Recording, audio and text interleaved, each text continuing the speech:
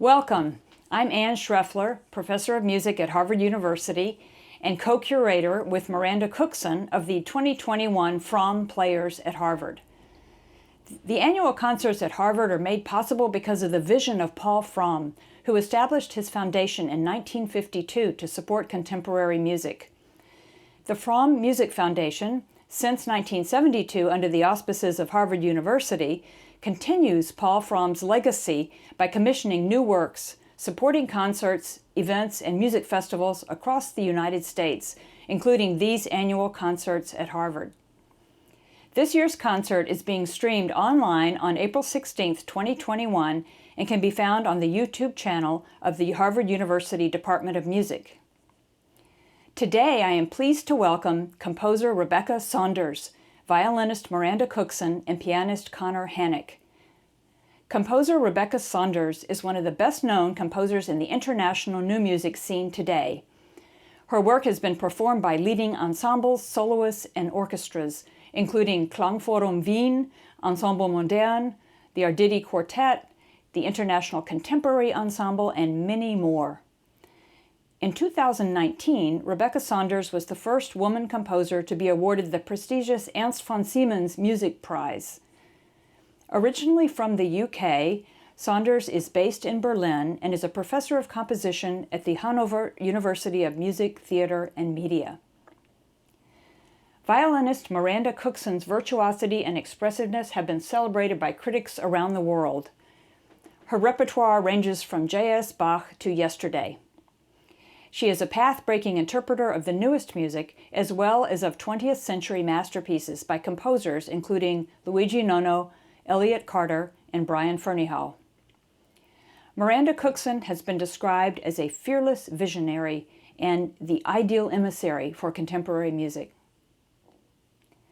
Pianist Conor Hanick has premiered over 200 new works, including over a dozen solo piano works personally dedicated to him.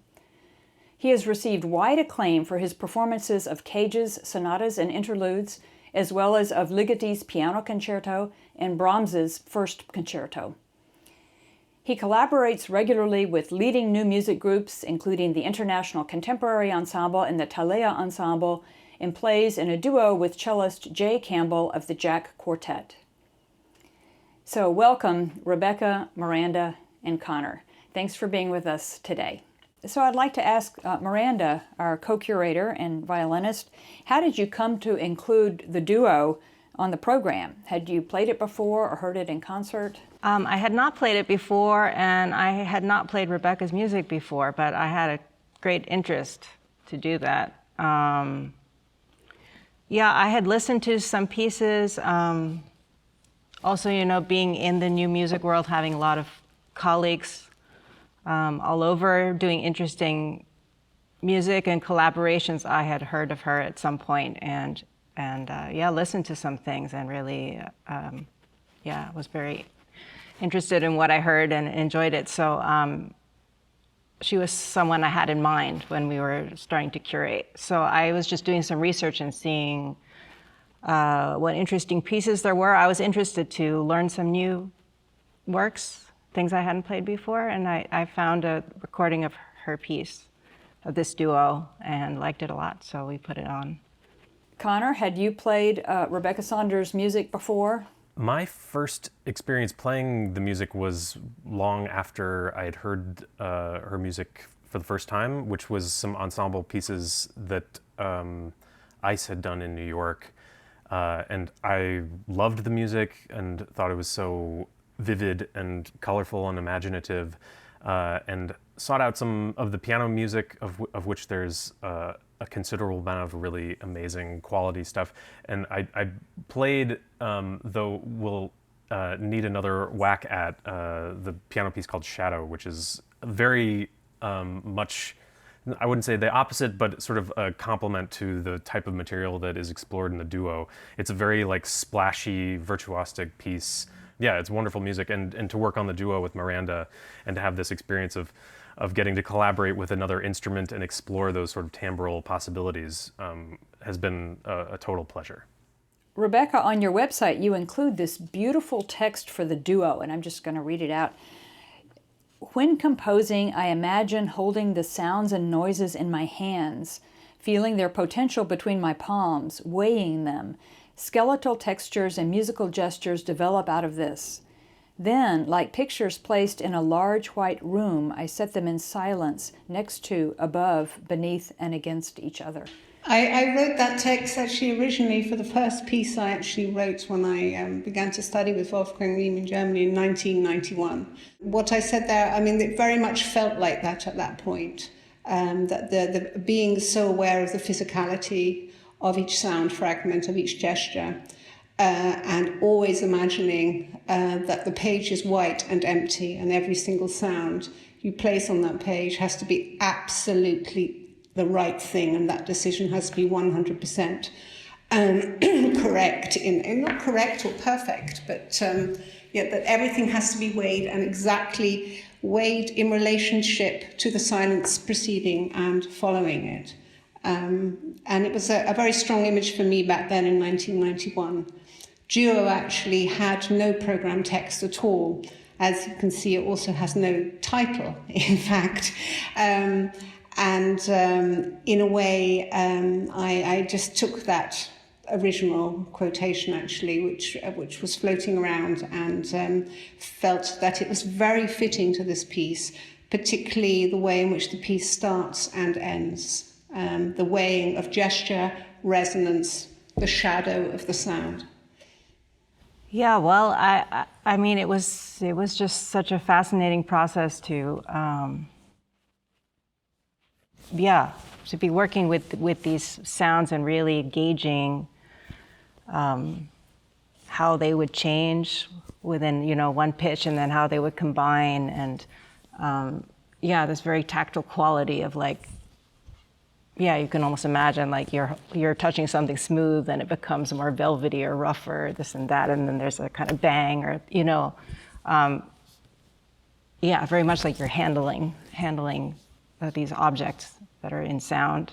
Yeah, I also found that quotation to be really useful in kind of decoding the language of the outer sections, and this idea that, I mean, even in the sort of disjunctness of our parts in some ways, but no matter what, there was always this through line for each of the phrases, and it was sort of it had these little constellations of sound kind of around it, but you always knew where the gesture was going, and it kind of discovering that and sorting out what we're actually listening for was a really enjoyable part of the process too. Yeah, it's beautiful. I mean, it reminded me of Webern and Cy Twombly. It's interesting what you say about Webern, and also the word that you use about the line, because I would describe it as a thread. There's a thread being drawn, so you've always got to keep the tension, you've always got to pull on the thread, and as a performer, you've got to show that thread to the listener. And it gives the continuity. It's the single sung line in a way which is then stretched over a long period of time. And the idea of Webern was very important. I think there's the idea of a gesture just appearing out of silence and then disappearing again.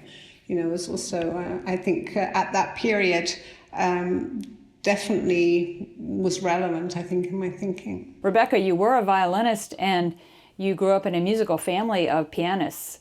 So you're very, very familiar with these two instruments. Can you say more about your choice of these two instruments and what they do to you, what your relationship is with these instruments and what they allowed you to do in the duo?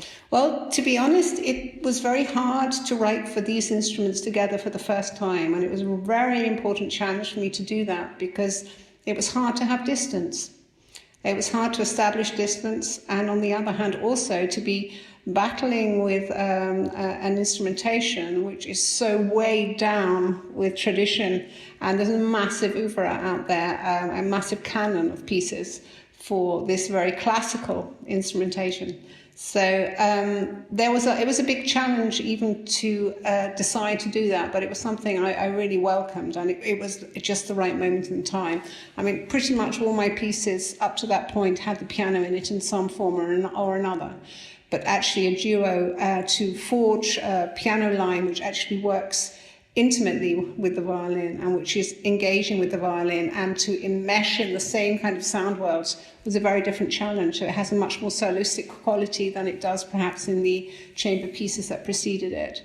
And writing for the violin, I think the piece that actually was most important at that time were the two duos from Galina Usvalskaya. I don't know if either of you two have played those, but if you look at, if the second big gesture on the beginning of the piece is an F to a G, and that's a direct homage, actually. That's a direct, it's talking to that duo, to the grand duo, actually, with that respect. I was deeply fascinated with her music at that point. And I still regard her pretty much as one of the great forces of nature from the 20th century. I think she was one of the most extraordinary, courageous, and original voices, I think, of the last century. So, Rebecca, what would you most like listeners to know about your duo before they experience the performance? I don't think they need to know anything. I think what I would wish from a listener is that they listen with curiosity, that they open their ears, that they drop their expectations, that they watch and listen and follow. And really, it's about opening one's ears and allowing something that may perhaps be foreign, different, removed from one's accustomed to what one is accustomed to, and just to go with that. I think the most extraordinary, exciting thing about contemporary music is that a listener is given the opportunity to immerse themselves and fall into something completely different and foreign, and not only, of course, but that can be an extraordinarily emotional and cognitive, rewarding experience. It isn't always, of course. I think there's something very special also nowadays about just sitting still and just using your ears. It's magical. Thank you so much, Rebecca Saunders, Miranda Cuckson, and Conor Hanick, for spending time with me today, and thanks to all our listeners for joining us online. You can listen to the Fromm Players at Harvard, featuring music by Rebecca Saunders, Jeffrey Mumford, Dongru Lee, and Natasha Barrett, streamed on April 16, 2021 at 8 p.m. Eastern Daylight Time on the YouTube channel of the Harvard University Department of Music. And it'll be available for viewing after that date as well. I hope you can join us. Thank you.